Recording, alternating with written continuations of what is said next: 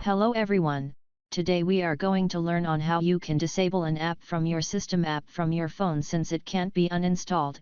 So simply start by opening settings, then try finding apps.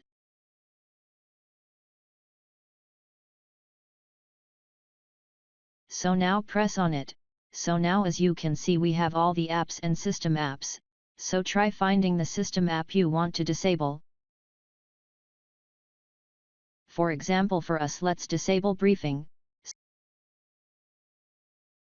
So press on it, and after getting this, simply click on disable.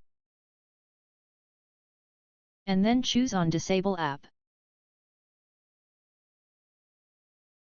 And now as you can see it's disabled, so if you want to enable it, simply relic the same button. And now as you can see it's enabled. So thanks for watching, and if you are new make sure you subscribe.